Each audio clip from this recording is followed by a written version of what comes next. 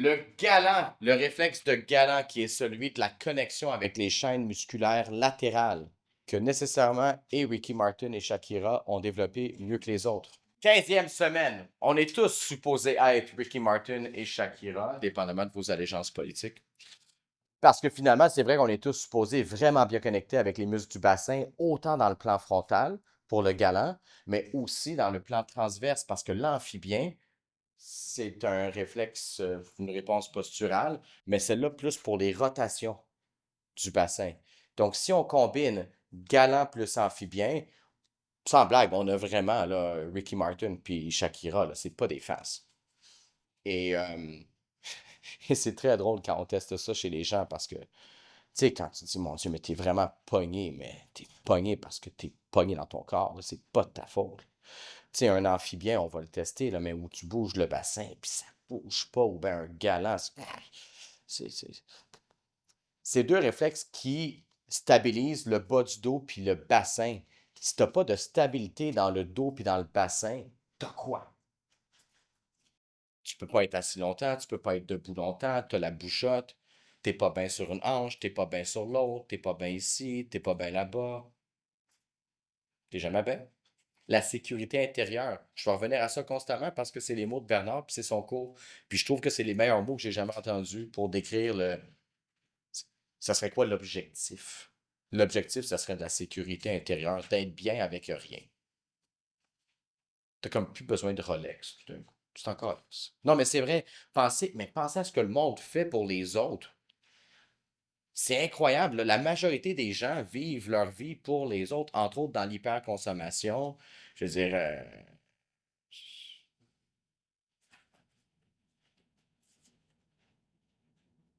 sais, les voisins qui comparent leur couleur de gazon, tabarnak! Vous avez rien d'autre à faire, vous autres, dans votre vie, esti? Hey, regarde, mon gazon est plus vert que le tien. Mais littéralement, là, ça compare les gazons, là. Tu sais, t'as les deux Jack qui se parlent. Ah, moi, j'ai mis tel engrais, puis moi, je suis allé au Réno dépôt, puis j'ai mis tel engrais. Puis tu fais comme sacre. Hein, c'est bien plate comme discussion. Mais tu sais, si tu le fais pour toi parce que tu as une fierté de ton gazon puis ça te rend heureux, c'est une chose, là. Mes parents ont adoré les fleurs. Mes parents ont fait des fleurs toute leur vie dans le petit bungalow, pas dans le bungalow, à l'extérieur du bungalow, plus souvent qu'autrement, là, quand ça allait bien. Mais tu sais, mes parents, c'était pour eux autres, là, c'était une fierté, tu sais. Ils aimaient littéralement faire de l'horticulture. Ils allaient dans des meetings d'horticulteurs. Ils regardaient des vidéos de tout ça, là. Bon, maladie mentale comme l'autre, là. Mais non, mais tu sais, c'est beau, là. Mais tu sais, c'était pour eux autres. Jamais c'était comme, hey, tu sais, nos fleurs sont plus belles que celles du voisin. J'aurais tellement été découragé. Mais c'est ça. Moreau, 28e semaine. Le réflexe de Moreau, c'est un réflexe qui permet de connecter le système ventilatoire, la respiration, avec le système vestibulaire puis les chaînes musculaires antérieures et postérieures. Complètement fou de voir ça. Puis le réflexe de marche automatique que personne ne travaille parce que tout le monde. C'est quoi C'est que quand tu prends un enfant à la naissance, puis que tu le penches un peu vers l'avant, automatiquement les pieds se mettent à bouger. Peut-être, je sais pas, ouais, c'est possible, marche automatique. Après, c'est vrai que en réflexe archaïque, ça se travaille pas tant. C'est plus comme, on sait que ça existe, mais il n'y a pas d'exercice pour ça, le réflexe de marche automatique. C'est pour ça qu'on le mentionne, puis après ça, on n'en parle plus. Parce que c'est pas quelque chose que tu travailles. Oui, Moro, c'est la connexion. Oui, c'est une réponse ventilatoire à un stress. Donc, dans le fond, il y a un stress qui rentre dans le corps. Il y a une inspiration. Avec l'inspiration, il y a l'extension de la tête, l'extension du corps. Et une fois que le stress est vécu, avec l'expiration, il y a flexion de la tête et flexion du corps. Donc, l'origine du moro, d'après Marie Maté, puis pour vrai, je ne m'obstinerai pas avec elle là-dessus, c'est la ventilation. Mais après ça, il y a une réponse vestibulaire qui amène la contraction des chaînes antérieures et postérieures. On va les voir en détail, hein. C'est juste pour vous dire, ceux-là, ils appartiennent à la vie intra-utérine. C'est pour vous dire à quel point il y en a du stock avant de naître. Parce qu'après ça, il y a ça aussi. Il y a beaucoup de gens qui s'intéressent un peu à ce qu'on fait, puis ah, tu sais, moi, à partir de 4 ans, je l'ai fait jouer au soccer. Tu comme, t'es pas dedans, là. Tu sais, c'est une bonne intention, puis c'est sûrement bon pour le kid, là. Mais moi, les préparateurs physiques que je connais qui travaillent sur le développement des jeunes, puis qui me disent, ah, tu sais, à partir de 3 4 ans, on leur fait faire du. Je trouve ça fascinant, mais j'ai aucune connaissance là-dedans, puis je m'en fous, là. C'est là que ça commence, là, c'est intra-utérin, là. Donc après ça, moi, que ton kid, oui, fais-y faire du sport, puis de la natation, puis de la gymnastique, là, c'est pas mal le top, là, en termes de développement global, là. Natation pour tout ce qui est gestion de l'eau. Euh, Puis la gymnastique, parce que ben, tu es en 3D, puis c'est des compétences. Entre ça, pour faire des biceps, on s'entend, là, c'est pas le même niveau de recrutement moteur. Oui. Répéter l'amphibien, tu Rotation du bassin. Oui, le réflexe amphibien, c'est pour les rotations du bassin. Donc, par exemple, quand vous faites votre bilan postural, parce que ça va être ça le but, évidemment, aussi, c'est de commencer à faire le pont entre les deux, puis que vous voyez une rotation du bassin, vous savez, c'est automatiquement qu'il y a un réflexe amphibien qui n'est pas intégré. Automatiquement. Puis le réflexe amphibien, ça intègre beaucoup dans le ramper ventre au sol. On rampe avec le gros orteil, le bassin il tourne. Si on n'a pas rampé avec une jambe, le bassin il n'a pas tourné de ce bord-là, il a peut-être tourné de l'autre. Tu regardes la personne 20 ans plus tard, rotation du bassin à droite.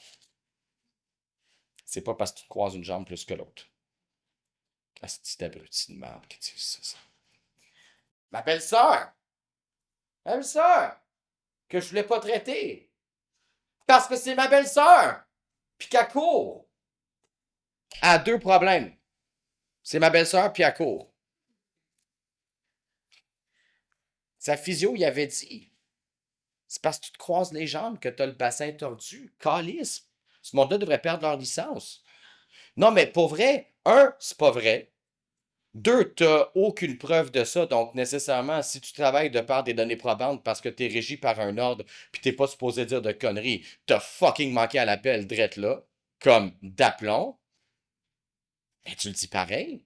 T'es défendu par ton ordre professionnel pour dire au monde qu'ils devraient arrêter de croiser leurs jambes puis que c'est à cause de ça qu'ils ont le bassin croche. Tu devrais pas avoir une licence pour travailler, là. Si nous, il faut qu'on ait peur à tous les jours de rentrer au travail quand on n'a pas un ordre professionnel parce qu'on peut se faire attaquer par toutes les autres, quand t'en as un puis tu dis ça, tu devrais perdre ta licence. Il faut que ça aille des deux bords. Tu peux pas te permettre de dire des choses comme ça. Parce qu'entre autres, il n'y a aucune littérature pour le défendre. Et comme de fait, évidemment, ben évidemment, c'est pas la cause. Mais si tu as rampé avec une jambe puis pas avec l'autre, tu as développé la rotation d'un hémi-bassin plus que l'autre. Ben après ça, en fait, ce qui arrive, c'est complètement fou. C'est que tu vas toujours te croiser les jambes de la même façon pour essayer d'harmoniser le bassin. Toutes les postures que vous prenez inconsciemment, là, maintenant, sont des postures qui visent à créer de la sécurité intérieure, à être bien. C'est ça la sécurité intérieure. Traduisez-le comme vous voulez, c'est être bien dans son corps. Donc, c'est toujours la même jambe que vous croisez. C'est toujours la même hanche sur laquelle vous allez à un moment donné. Ah oui, après ça, vous changez sur l'autre. Mais prioritairement, c'est toujours la même. Votre corps cherche à s'équilibrer, heureusement, à votre insu. Si en plus, il fallait que vous y pensiez consciemment, on virerait tout complètement fou. Si en ce moment, assis, vous avez les pieds croisés, c'est toujours le même par-dessus l'autre. Si vous avez un pied qui enroule le barreau de chaise puis pas l'autre, c'est toujours le même, c'est pas l'autre. Si vous enroulez les pieds puis l'autre les enroule pas, il y a une raison pour ça aussi. Si vous êtes penché sur le bureau versus pas, si vous avez la tête qui bascule à droite, je peux continuer, là. C'est pas un jugement, là. C'est juste qu'on voit dans votre corps, pour le jugement, c'est marimaté. On voit dans votre corps le reflet des tensions musculaires, qui sont des tensions musculaires que vous avez depuis toujours, parce que vous êtes sur des schémas corporels adaptés, sur le fait qu'il y a des réflexes que vous avez intégrés plus que d'autres. Et des fois de façon asymétrique. L'amphibien, c'est un super de bon exemple. Parce que l'amphibien, c'est vraiment avec le rampé. Donc, par exemple, si tu rentres avec la jambe droite, quand tu lèves la jambe, le bassin il tourne. Mais si tu as juste rampé avec la jambe droite puis pas la gauche, 20 ans plus tard, tu as une rotation à droite du bassin. Après ça, là, toi, tu vas te croiser les jambes quand tu es assis pour essayer d'équilibrer les tensions musculaires pour être bien. Mais c'est pas le fait que tu croises les jambes le problème, c'est que tu te croises les jambes parce que tu as le bassin qui est déréglé. Donc après ça, de dire, ben il faudrait juste que tu arrêtes de te croiser les jambes. Ben, c'est juste, c'est pas reconnaître les facteurs causatifs, mais ça, il n'y a personne, comme on disait Alex, il n'y a personne qui regarde ça comme étant la cause. Mais la cause, là, la cause des dérèglements musculaires, après ça, on blâme les muscles. Mais les muscles sont au service de ces chaînes musculaires-là, neuroévolutives. Donc oui, tu as un piriforme tendu d'un bord plus que de l'autre. Je suis d'accord. Je suis d'accord, on fait le test de mobilité des hanches. Il y a un côté qui ouvre plus que l'autre. Il n'y a aucun doute là-dessus. Puis les cours de spécialisation que je vais vous donner, ça va être ça. Ça va être de faire le pont entre les résultats purement biomécaniques avec lesquels tout le monde est nettement plus à l'aise, puis de commencer à faire le lien entre ça, puis ouais, mais pourquoi on trouve ça dans le fond? Puis d'aller au-delà des platitudes puis des mensonges, parce que c'est vraiment des mensonges, ben oui, mais il est violoniste. Il y a personne que vous connaissez qui est violoniste. Arrêtez, là. Qui c'est qui connaît un violoniste ici? Évidemment, deux personnes. Ben oui, OK. 3 sur 20, OK? Il n'y a personne de violoniste, là. Il joue au violon, tu sais, c'est toujours la même. J'en connais deux. Bon, évidemment. Ben oui, puis t'as un chat-chien, c'est toujours les mêmes, évidemment. Oui. Ouais. Le bébé, tu le vois dessus, puis il prend pas sa jambe gauche, la petite marchette, il dit c'est un futur client. Ouais, mais il a absolument raison. Il a absolument raison. Après, si on est capable de leur dire à ces gens-là que ça vient. Puis d'où le e-book, hein? D'où le e-book, parce que le e-book leur dit, pensez-y, là, les clients qui vont venir, les candidats qui viennent vous voir, qui peuvent potentiellement devenir clients, c'est la première fois qu'on va leur avoir toujours. Jamais on va leur avoir dit ce que vous allez leur dire. Jamais. Donc, il faut leur dire. Il faut leur dire. Il faut les prendre par la main, ces gens-là, puis il faut les éduquer. Il faut vraiment. C'est du awareness. C'est quoi en français, awareness? C'est de la prise de conscience. Oui, c'est même plus que c'est encore plus de base que de l'éducation. C'est de la prise de conscience. Après ça, c'est de l'éducation.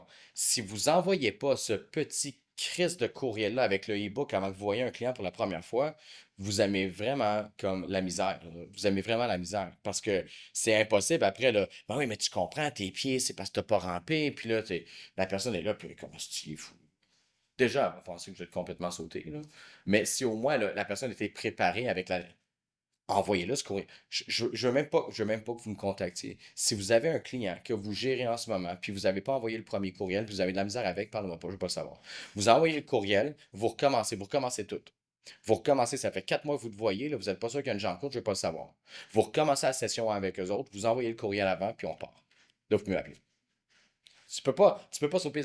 Il y a personne qui va penser que c'est un moro pas intégré, là. Personne. Ils vont tous penser que c'est le téléphone le problème. On a un travail à faire au niveau de la reconnaissance des faits, l'éducation, puis de bâtir de la confiance sur cette base-là. J'ai jamais dit que c'était facile d'être posturologue. J'ai dit que ça allait être quelque chose de concluant pour vous. J'ai jamais dit que ça allait être facile. Parce que les gens à l'extérieur de cette pièce-là ont aucune idée, mais aucune. Et ça, c'est même s'ils sont professionnels de santé. Puis c'est quasiment pire. Parce qu'en plus, eux pensent que c'est autre chose. Ça fait que il faut le faire au minimum comme je vous demande, puis on pourrait faire plus. Il faut au minimum envoyer ce courriel-là avec le e-book dedans. C'est hop. Ouais, non, non, mais ils savent un peu comment. On m'a dit ça. Non, mais eux autres. Non, non, non, non. Non, non, non, non. Non, non, non. T'envoies le courriel avec le e-book, puis il y a une partie de moi qui veut vous dire, vous avez un petit examen à la fin, puis s'ils n'ont pas rempli l'examen, puis ils n'ont pas réussi, ils ne viennent pas pour la séance. Pourquoi? Parce qu'ils n'ont pas le choix de le lire. Puis ils n'ont pas le choix de vraiment le lire comme pour de vrai, puis de répondre à des questions. Puis si quand tu reçois le questionnaire sur 5 questions, ils ont eu 2 réponses de bonnes, vous dites, Madame Gingras, je suis bien déçu, mais votre rendez-vous est annulé. Dans 5 ans, tu veux être où avec tes clients? Tu veux-tu encore pelleter des nuages ou tu veux avoir 150 clients qui viennent à tous les mois puis qui te payent puis qui ne posent pas de questions puis qui font hey, c'est hot en crise ce que tu fais? Plus que vous allez être difficile avec eux au début, plus que ceux qui vont venir veulent vraiment être là. Puis après ça, répondre à un. Je ne l'ai pas fait, hein, mais il y a des fois au cours de ma carrière que je me suis dit hey, ils l'ont-tu lu? Tu sais, au-delà du fait que moi, je l'ai envoyé le courriel, ils l'ont-tu lu? Puis il y en a qui te disent hey, j'ai pas eu le temps de lire ça. OK, je suis jamais allé aussi loin que de leur dire OK, mais je t'annule. Mais il y a bien des fois pendant mes premiers bilans où j'ai fait j'aurais dû. Parce que j'étais en train de perdre mon temps. Puis ces gens-là vont chialer sur le fait que je leur charge 200$, puis de toute façon, ils n'embarqueront pas. Ça fait qu'au-delà du fait que je viens de faire 200$ en 1 heure et demie, c'est correct en soi. C'était pas la vision que j'avais pour moi et pour vous autres. Moi, l'idée, c'était de les suivre pendant 1 an. Parce que sinon, je me dis, on fait quoi là, pendant 1 heure et demie? Là? On jase. Puis je leur dis qu'ils sont croches. Puis ils partent de là, puis ils disent, je suis croche. M'en calisse. Ça a été très concluant, ça. Vous comprenez? Ça fait qu'au minimum, faites-vous plaisir et envoyer le courriel. Là. Au minimum. Parce que sans ça, c'est. Pas que c'est impossible, mais c'est vraiment difficile. C'est comme d'appuyer sur le frein et le gaz en même temps. Vous êtes dans la séance, mais vous êtes comme freiné par votre vie en même temps pendant. Puis là, vous voulez convaincre. Là, tu rentres dans quelque chose de, ben là, tu comprends pas, Chris, t'es tout croche, là. T'es tout croche, là, ça te prend des semaines, là. Il y a personne qui réagit bien à ça, là. La plupart du monde. Oui! Ben moi, j'ai un ami qui son petit garçon à peu près 3-4 ans, puis il apprend à patiner, puis il patine juste d'une jambe. Ça veut dire que si on ne corrige pas à long terme, on va voir. Ouais, tu l'entreprends à 7 ans et demi, lui. Ben oui, c'est déjà. Prends des vidéos. Pour vrai, prends des vidéos parce qu'après ça, ce qui arrive, c'est que quand tu as des clients qui viennent te voir et qui font ouais, ça se corrige, tout ça, là, tu sais. Ben, ça se corrige, mais il y a 4 ans, puis il patine juste avec une jambe. J'ai demandé à savoir s'il rentrait juste avec cette jambe-là dans sa semaine. Ouais. Mais elle l'a filmé, puis si tu regardes les vidéos, tu vas le voir, c'est la même jambe. Ouais. Puis tu sais, tu te bâtis, là, tu sais, je vous le fournis, moi, dans le mentorat. Je vous le fournis, le PowerPoint que j'utilise avec mes clients, là, avec des petites vidéos de bébés qui rentrent tout croche pour montrer au client pourquoi il est là aujourd'hui avec moi, là. C'est dans votre mentorat, tout ça, là. Vous l'avez en PowerPoint, puis vous l'avez en Keynote, là. Excuse. Puis c'est ça, les gens voient ces vidéos-là, puis ils font, mon Dieu Seigneur, ça fait du sens.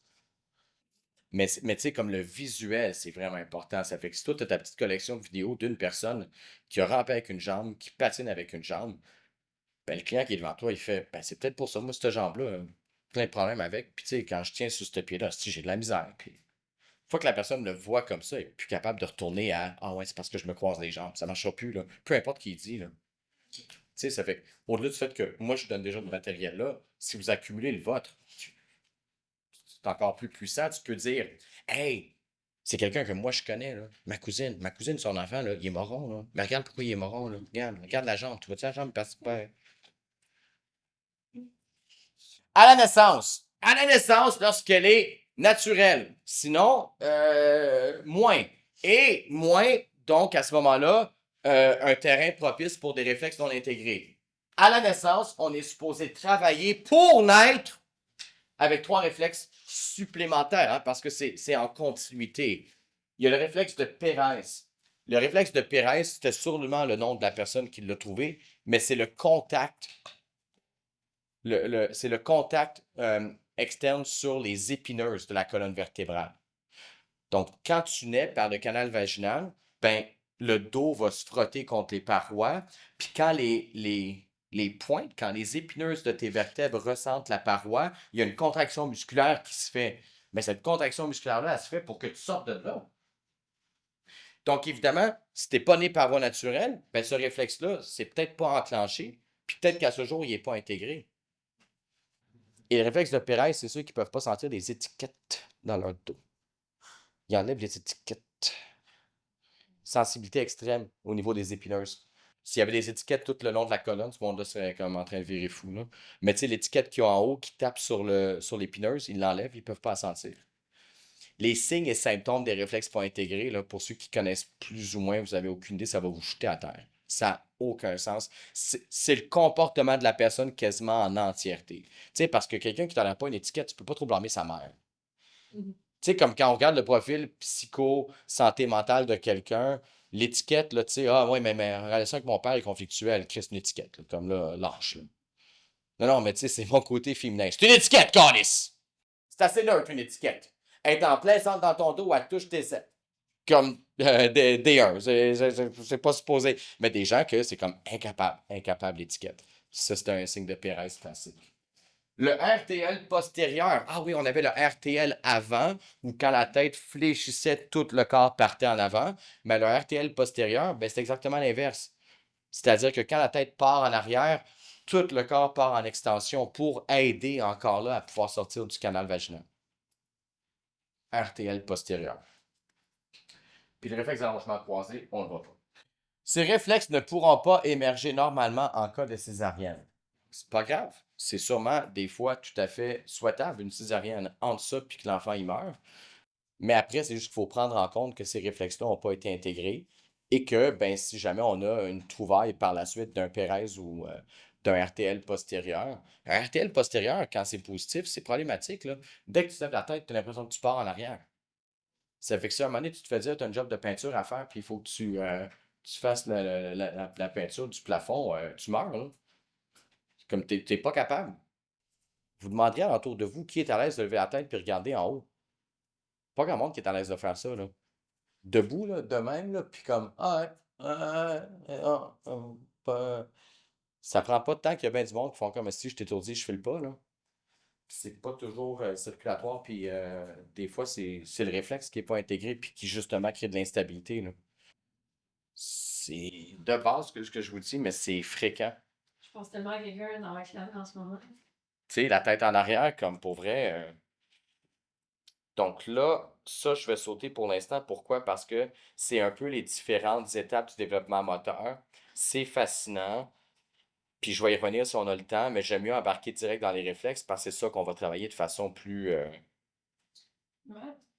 Est-ce que, je sais que tu n'aimes pas écouter parler de monde, mais est-ce qu'il y a Ouais. une valeur ajoutée à connaître leur espèce de petite habitude posturale? Tu sais, tu parles du croisé de la jambe. Tu vas le voir. C'est ça qui arrive, hein? C'est que j'aime pas les écouter, mais je les aime, les gens. Mais je fais juste les regarder. Idéalement, ils parlent pas pendant que je les regarde. Là, c'est vrai que ça devient un peu weird, là. Donc, on peut parler de la température juste pour dire qu'il y a comme une, tu sais, comme une musique de fond, là. Mais je les regarde. Puis tu as toutes tes réponses en les regardant. C'est-à-dire que, tu sais, on est des investigateurs, hein?